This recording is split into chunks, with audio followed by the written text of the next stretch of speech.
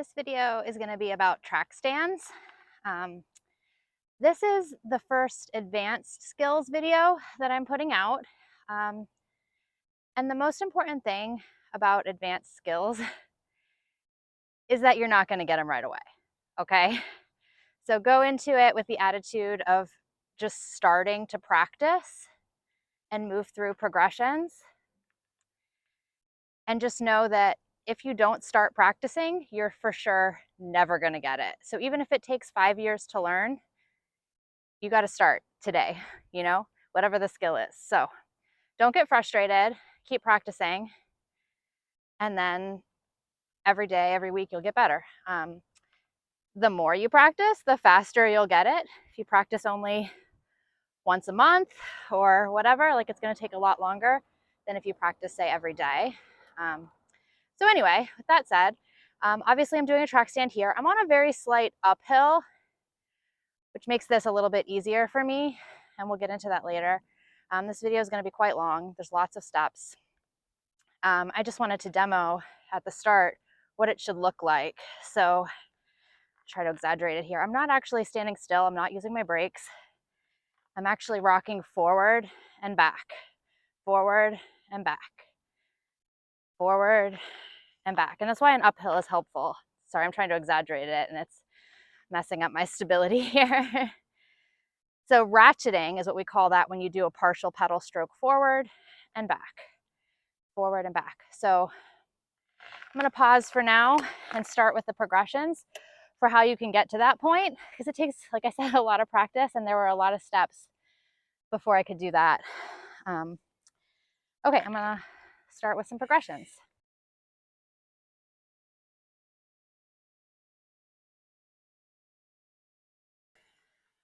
The first thing I want to talk about is choosing a direction. Pretty much everyone is going to want to practice their track stands with their favorite foot forward. So that's the same foot that you use when you're coasting on the trail. So put that foot forward. And then you need to choose whether you want to turn your wheel left or right.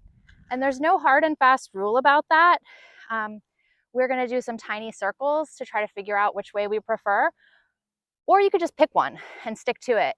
But I really think it's important to pick one and stick to it to really figure out that body position. What I don't want to see, I'm going to loop around here. What I don't want to see when you're learning a track stand is trying to save yourself by turning your wheel the other way. So if I go here and I lose balance, I don't want to see all this, okay? So if you start to lose balance in your track stand, I want you to just roll away and come back and try it again. Flopping your wheel back and forth, you can stay still that way and catch yourself, but you're never going to learn the proper form. So get here, and if you start to lose it, roll away and just stick to that one side. Okay, so how did I pick left? That's the only way I can do it right now. Left foot forward, wheel turn to the left. Eventually, I'm going to try to get all 4 ways. Left foot forward, right foot forward, wheel turn left, wheel turn right in all combinations. Anyway, I ride left foot forward, and I practice on a lot of bikes. And some of my bikes, I'm not that tall, I'm 5'5", 5'6". Some of my bikes have a very short wheelbase. The distance between the axles here is kind of short. Not this bike is fine. But I found that if I turn my wheel to the right with my left foot forward, on some of my bikes, my toes hit the tire. I have toe overlap. So that was hindering my practice on those bikes. So I decided I'm just going to learn left foot forward, left wheel turn. A lot of people prefer to turn their wheel opposite of their forward foot. So you could just start there. That seems to be a more popular choice. Or one way to figure it out is to find there's no parking spots here, but make a very small circle, like 8 feet or something, or try to stay inside a parking space and just ratchet around one way. And you can start with a bigger circle than this. And then ratchet around the other way and see if one feels more natural. I'm gonna go my bad way. Ooh, I'm already just crashing. Can't get clipped in. I am much stronger turning to the left than the right. It's harder for me to keep my balance this way. But this is also basically track stand practice.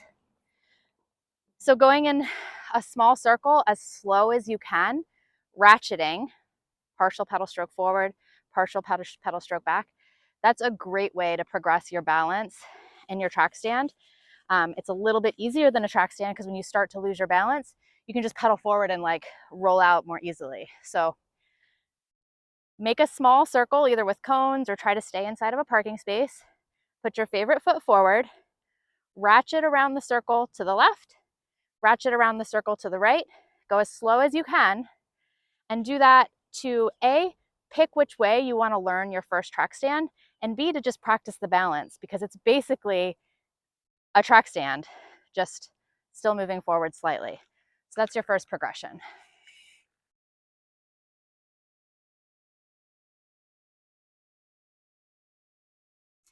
So our next progression, after you've picked your side that you're going to stick to, at least for now, is to understand how the bike is going to move. So I'm going to put my pedals in my level pedal position, left foot forward for me, whatever you need to do. And I'm going to turn my wheel at about 45 degrees. And I'm just going to loosely hold the bike just to see what it does. So like if the bike falls this way and I step on the pedal, it pulls it back. See, I'm just looking at the motion of what the wheel's going to do and how the bike responds. So when I push on the pedal, it leans toward that pedal. When I ease up off of it, it goes the other way. And then of course I have my body weight too. I can shift my hips around. So that's basically what we're going to be doing, is just letting the bike fall in both directions. One other thing to note when you're up there, I don't know if you noticed, my legs were pretty straight. I wasn't like squatting. For one thing, squatting is really exhausting, but it's also hard to control muscle input, right? So it's hard to be stable when you're like pushing and pulling with your legs. Same thing with your arms. That's why when we do wheelies and manuals, we put our arms straight, because if we're pulling, it's almost always crooked and it gets wobbly and out of control. Same thing with the track stand.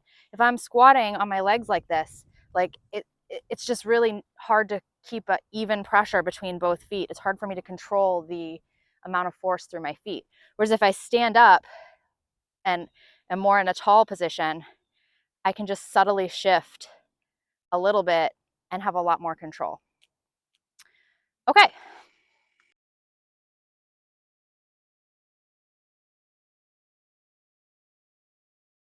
All right. Our third progression is going to be to use an object like this to hold us so we can practice our body position. I'm going to use this curb. This curb is really big, so it's going to be pretty easy. As you get better, you can progress to smaller objects until you get to the point where you don't need an object at all. So the idea is you roll up to your object and you want to end up with your wheel 45 degrees to the bike, but you want it pretty much 90 degrees to the object. So my wheel is facing straight into the curb, but it's 45 degrees to my bike, okay? So I'm gonna try to roll in like that. It might take a few runs to get your alignment right. It's a little tricky to wrap your head around. It's probably gonna take me a few runs. Okay, I'm gonna slow down. I'm gonna ratchet into it and put my wheel against the curb. There we go. And now I can practice, whoops, lost it, coming around.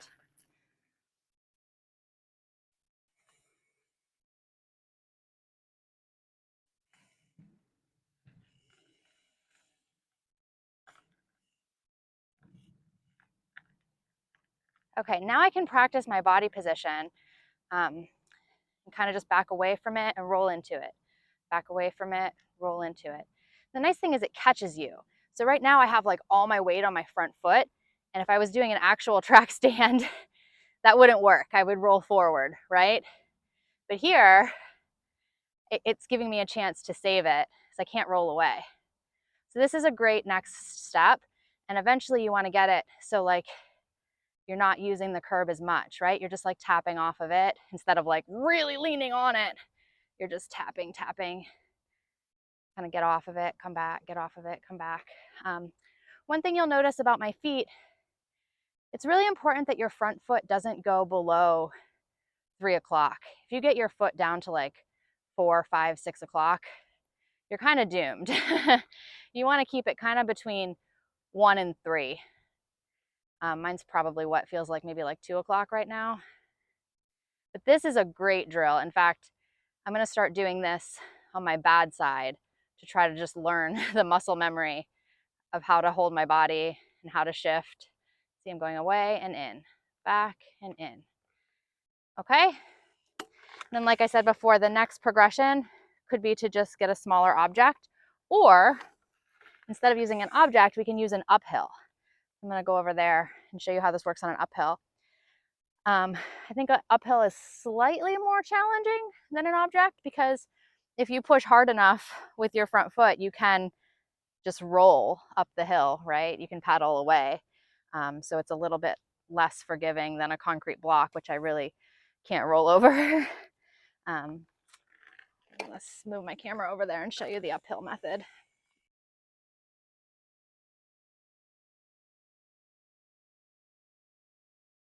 Anyway, I'm standing at the bottom of the hill right now. The camera is at the bottom of the hill. The tree is at the top of the hill.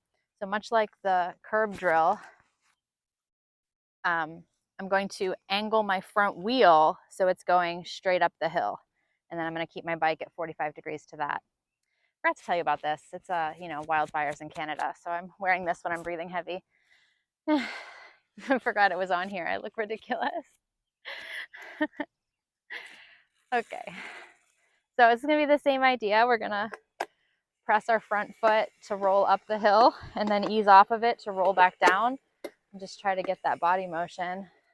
Turning my wheel up the hill. There we go. So this one is a little bit more dependent on your gear that you're in. I mean, track stands are always a little bit dependent on your gear, but the hill especially. I'm standing pretty heavy on my front foot here. So I don't know if this is the best simulation, but you can see that I'm rolling up the hill and then back down. Up the hill, sorry, back down. Up, down, up, down, up, down. When I was first learning to track stand, I was more dependent on a specific gear. So you can experiment with what gear works best for you. Now that I'm a little bit more experienced, I can do it more in any gear. I've figured out that I can just, if the gear's too heavy, too hard of a gear, I can stand kind of more on my back foot like this and just kind of only put pressure on my front foot versus kind of standing on it. Because right now, if I stand on my front foot, I'm gonna roll full away. That was probably confusing. The moral of the story is experiment with your gears. It does make a difference.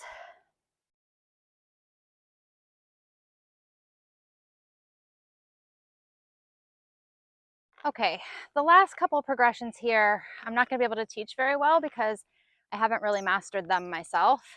I'm still learning. So the next step would be flat ground or even a downhill with no objects, right? Like no bumps or hills or anything. And in that situation, you use your front brake instead of the curb. So you basically press into your front brake. Like I say press into your front brake, I mean squeeze your brake and press your front foot. And then you kind of let go and lean back. So instead of a curb, I have my brake, brake and back, brake and back. I'm not doing a good demonstration because A, I have kind of an uphill here, so I don't need my brake. And B, I'm just not good at it. So, but that's the idea, is you don't need to have an object or a hill. You can use your front brake as your catch when you're needing to catch your balance that way. It probably doesn't make sense because I probably don't understand it. But the good news is you don't necessarily need to figure that out exactly because there's always micro terrain everywhere that you can use, right?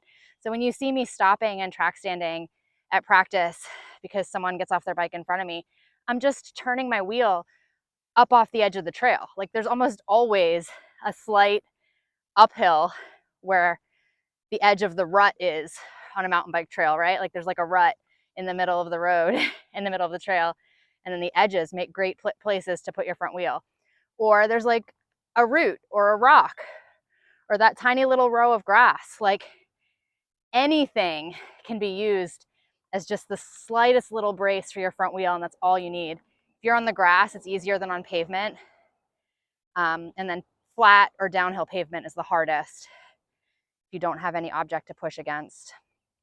But like, there's almost always something. Doesn't have to be much. And in theory, you don't need it at all. But, you know, I haven't mastered that yet. Check back next year. I'll keep practicing. Maybe I'll be able to do a downhill track stand. I don't know if that's really a thing. I'm sure someone can do it. Ryan Leach, I'm sure, can do it. Danny McCaskill, those trials guys. But I think more important than that for me is to be able to turn my wheel the other way. Because, you know, it might be an off-camber trail and the uphill might be to the right and it might be a cliff to the left. So only being able to turn my wheel to the left is a real big problem. I need to be able to turn both ways. I'm gonna try it just so you can laugh at me, okay? And then just remember, again, this has taken me probably 2 years of practice, 1 year to be able to do it in like a structured environment, you know, like this in a parking lot, like dedicated practice. And then another year to be able to do it like on the trail with kids in front of me or at a stoplight. And see, I'm not very good at that. I'm gonna try again. Yeah, like 1 year to get the idea and then another year to really be able to do it on demand. You've noticed I've switched feet to practice the other side. That's not for any reason except for that my muscle memory is so strong with my left foot forward that my arms and my body just like turn the wheel to the left. Like I can't stop it. So if I change my foot, it's enough of a disruption to my muscle memory that I can change something else, which is kind of funny. If I could go back in time, I would start practicing the other side sooner instead of really just driving that left side into my body, because now it's so much harder to change. When I was first starting, like both sides were like kind of equal and I could have equal success on one or the other, and then I picked a side and got really good at it, and now I'm having a hard time going back. So I still think you should pick one side to start, but once you get it a little bit, maybe move on to the other side, and so you don't get as imbalanced as me. All right, I gotta go. Thanks for listening.